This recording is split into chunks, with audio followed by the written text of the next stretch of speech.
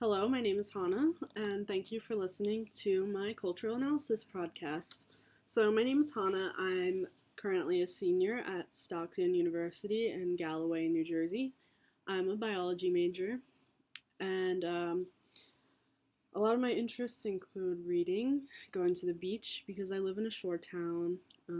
I like to spend a lot of the time on the beach reading. I like to play video games. I like to stay active because in high school I played a lot of sports, so I go to the gym a lot. Um, but yeah, I'm graduating in May and I'm really excited about it. And with me today for this podcast is one of my younger sisters, Ireland. So, Ireland, why don't you introduce yourself? Hi, my name is Ireland. I go to Dennis Township Schools. I'm in 6th grade and 12 years old. My interests like hanging out with my friends, going on my phone a lot, like watching Netflix and relaxing. But most of the time I spend a lot of time with all of my four siblings. Four? Yeah. Yes, we have four siblings. Okay. With my four siblings, Hannah, Brooke, Charlotte, and Aurora. Alright, so I'm going to start this podcast off by asking Ireland what culture means to her. So, Ireland, what does culture mean to you? Culture is the mix of people in different countries and what they believe in. Yeah, so essentially that's a good starting point. To me, culture is a mix of everybody's like ideals and beliefs, and they may come from a certain region, but it can also mean they come from a certain background, such as like college students are a certain culture, like Twitter users could be a certain culture, anime is like a certain culture, things like that. So obviously, like I said, this is a cultural analysis.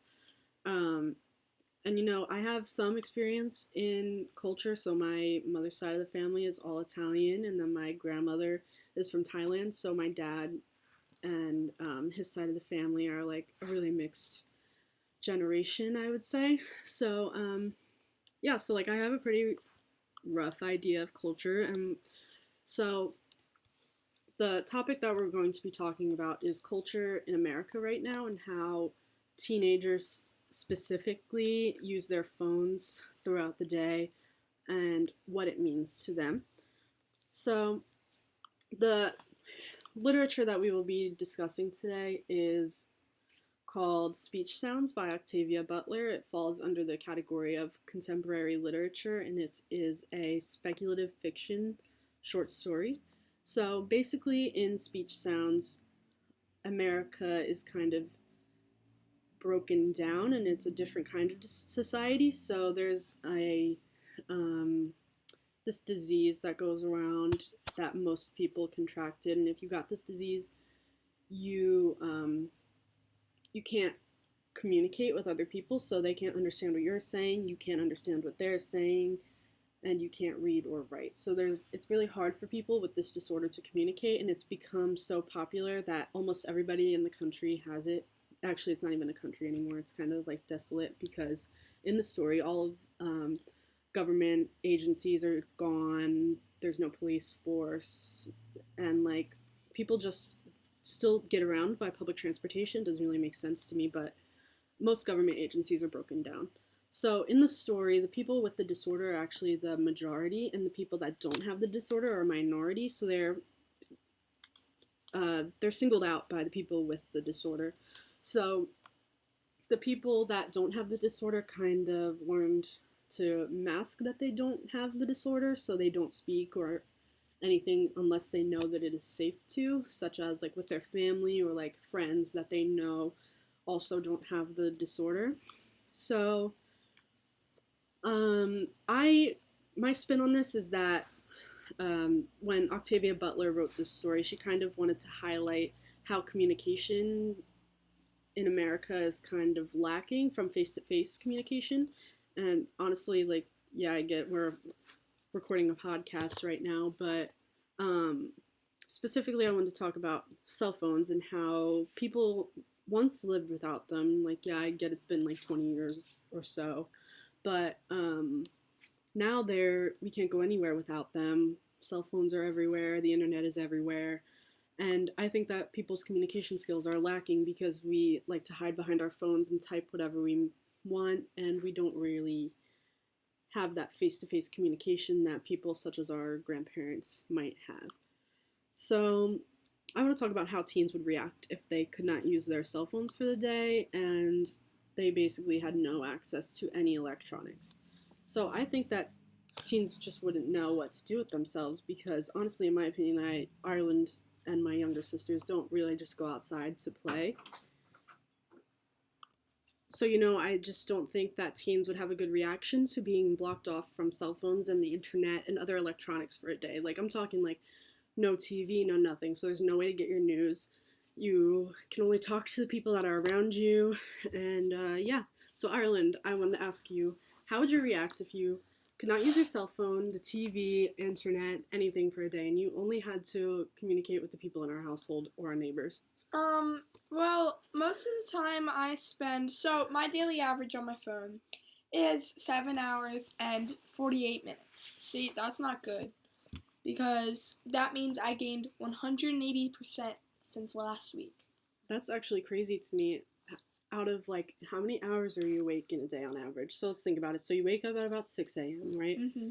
And then what time do you go to bed? Like 9, 10? 9. So you're only awake for like 15 hours out of the day. And you spend 7 to 8 of them on your phone per day? Luckily, that's crazy. How do you think that you would live without it? I don't think I ever would. Like, if I ever had to live without... See, I've lived without, like, a phone before. I've been entertained, like, my iPad, like... I didn't really care about that. I was only like 10. I got it last year. I was like, okay, I don't really need to live without a phone. So my parents got me a phone, got a new one, stuff like that. But when I did not have my phone, it felt so much better, like not being able to like caught in like teenage drama and this person said this and this person said that. But you don't know their expression because they're hiding behind the screen. Yeah, totally. I definitely agree with that. So, one part of speculative fiction is that it kind of is meant to take one part of the society and culture that we all know and cherish and kind of flip it and make it to something that could potentially happen to scare us. So, like, in my opinion, I think that Octavia Butler's purpose for writing the story was to tell us what life would be like if we couldn't communicate with others, because our society is kind of relied on the internet and email and texting to communicate with people. And I think that if we didn't have these things, it would be very hard, and that was Octavia Butler's purpose for writing this story.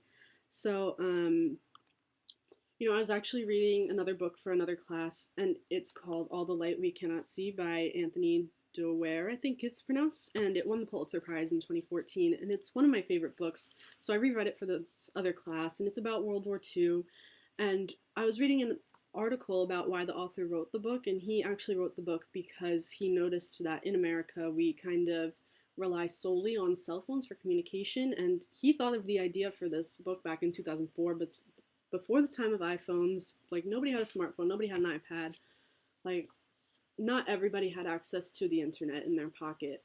So he got the inspiration for this novel to write about the communication during World War II. And back then, people primarily used the radio to receive their news and to know what was going on in the world. So I find it really interesting that nowadays we're just worried about our cell phone use. And I think that in a different time and place, this story could be translated. So let's say like during World War II, such that the characters in All the Light We Cannot See were living without the radio, I think that they would struggle because otherwise they would only rely on he say, she say, or like even if they were placed in Octavia Butler's story Speech Sounds, they perhaps wouldn't know what was going on in the world. There would just be a bunch of fighting, and I don't think World War II would have ever ended. So it's very interesting to see how readers in different times and places would react. But if we also think about it, in today's world, a lot of kids in third world countries don't have access to the internet, so they won't understand really what it's like to not be able to communicate with your friends whenever you want. So maybe this story wouldn't have as much of an impact on them. But yeah, it's interesting. So I think a lot about what my life would be like if I couldn't communicate with people. And it's really interesting because I read stories all the time about people that recluse themselves from society and they live in the middle of the woods. They don't want to interact with people. And I just don't know how anybody could do that because I think as humans, we rely on communication a lot.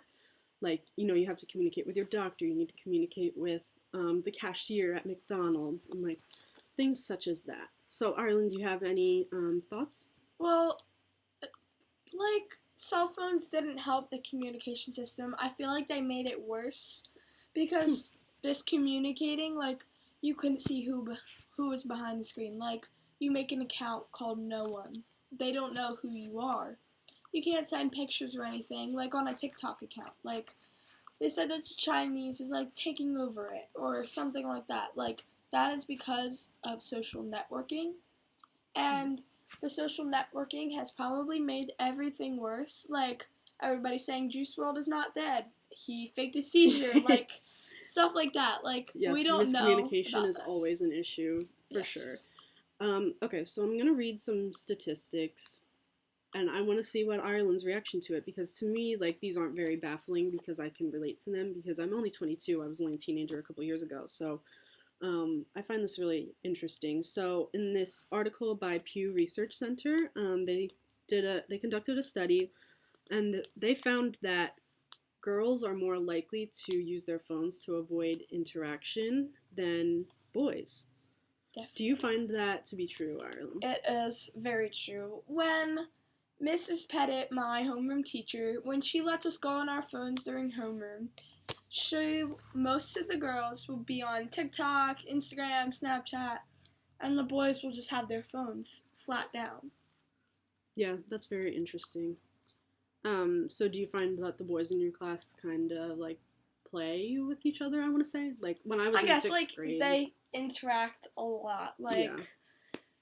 They all sit together at lunch. They stay together at recess. They play football. They go outside a lot. Yeah. So would you say that the girls are more divided? Yes. I think very. that, like, that obviously is always a thing, that girls are always cliquey. That's just how our society is. And I think that cell phones kind of make it worse because you can use your phone to avoid communication with someone. Like, if you see someone in the grocery store you don't want to see, you just look at your phone and pretend that you don't see them and you just walk right by. So that pretty much concludes our podcast. I want to thank Ireland so much for agreeing to do this with You're me. welcome. And Thank you. Thank you for listening, and have a great holiday.